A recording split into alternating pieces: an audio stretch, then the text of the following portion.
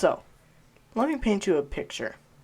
You just slept a good night's rest after a 5.5 hour car ride, and you're excited to go to the boardwalk with your cousin the next day. You arrive at the boardwalk, and all of a sudden, you see the best ride that you have seen in your entire life. You know, I've always been told that stories start from the beginning, so let's start there. It was a sunny day with the smell of fish in the air.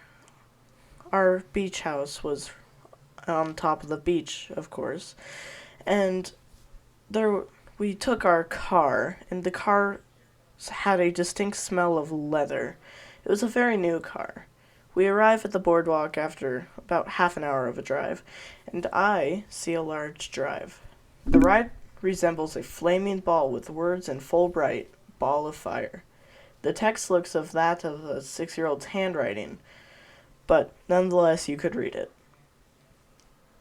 The screams that come from the ride sound like bloody murder, almost like a horror movie or something you would see at the theaters.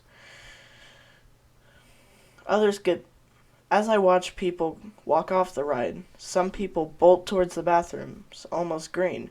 Others get back in line as if nothing ever happened.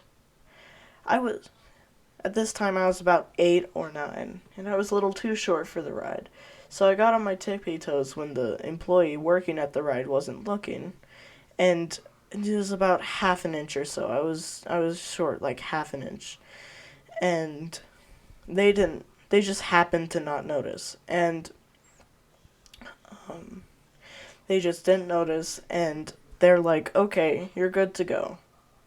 So I get on the ride, watching around me as I see people getting off the ride still. I could tell that they were very discombobulated.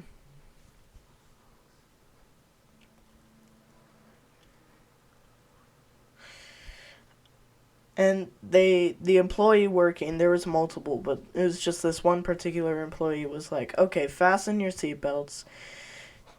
This ride's gonna shake you up a bit, so you better make sure they're tight. And I don't know if I was just 9 or I did it wrong, or the seatbelt was bad, but it was so loose. And they're supposed to check your seatbelt, but this time the employee didn't. I don't know why. And I looked around, like, in my little cubby of a ride space, and I looked at the seatbelt, and it almost looked rusted. It was, like, orange and dirty. Reddish, kinda. And I, like, signaled for the employee, but they didn't see it. So I just kind of decided, well, it's too far in. I'm too far in now. Might as well just deal with it.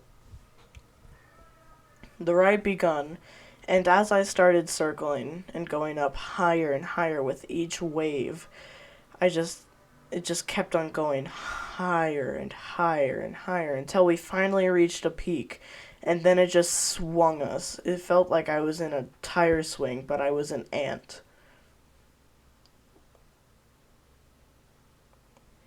The ride looked from the inside as if you were in a red washing machine.